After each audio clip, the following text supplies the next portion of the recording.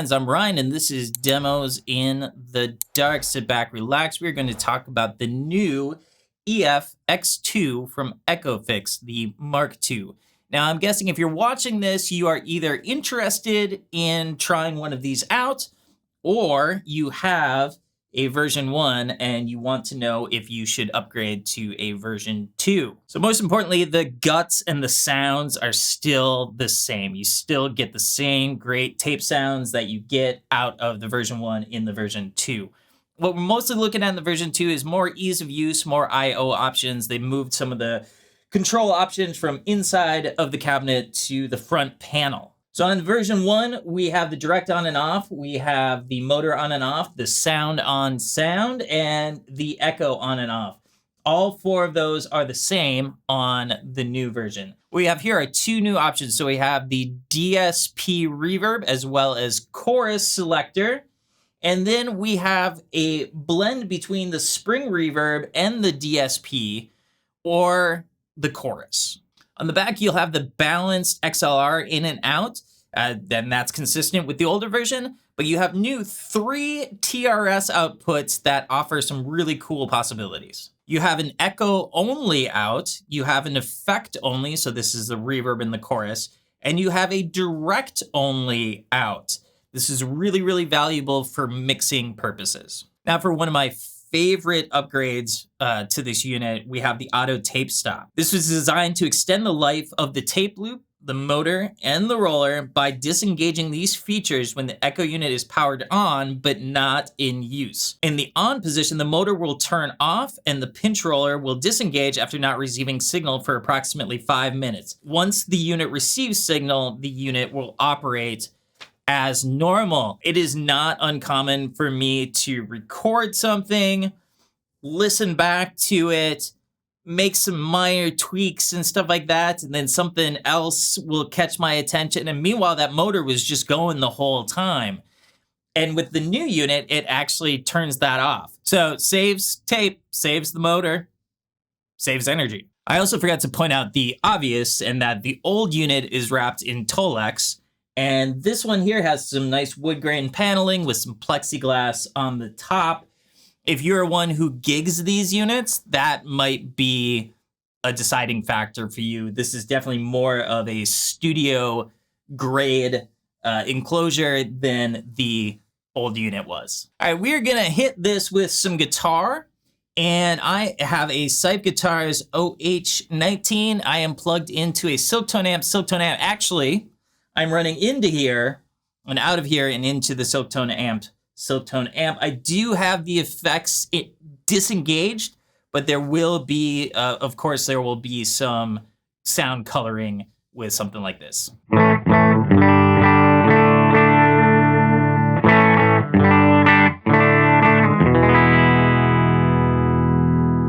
When I go into a music store to try out a piece of gear, I don't come in with a bunch of pre-prepared licks or riffs. I find endless soloing to be kind of distracting. So what I typically do is I just play really simple parts, really simple chords, and that way it allows me to listen to what the effect is doing without the distractions. So that's what we're gonna do here tonight. So if you're looking at picking one of these up for guitar and you want a real quick and dirty demonstration of how it works, we're gonna do that right now. We're gonna take it in 2 sections. We will look at the echo section, the reverb section, and then we'll combine the 2 at the very end. So what we're gonna do is we're gonna go through all of these echo modes. They're just various combinations of heads, and we're gonna turn on the sound on sound because that engages those extra heads, and I'll show you the difference between those. We'll go through it with the dry signal going through, and then we'll go through it with no dry signal going through so you can really, really hear what the actual echoes are doing.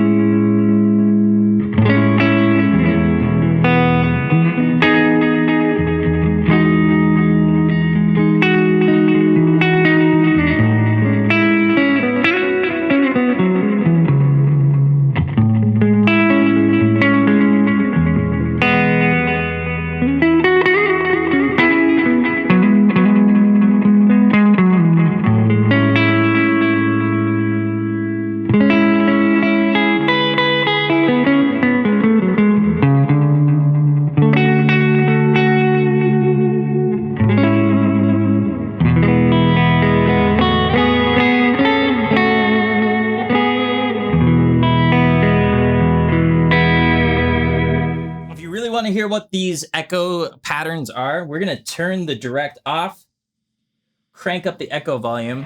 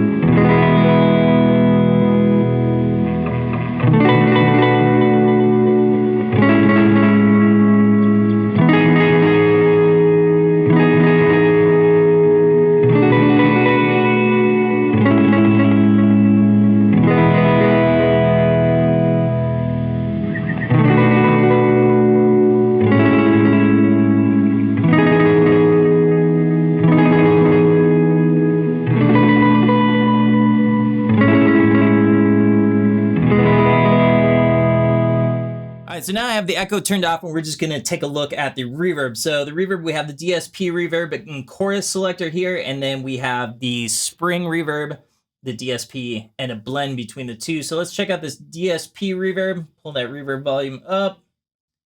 Decay.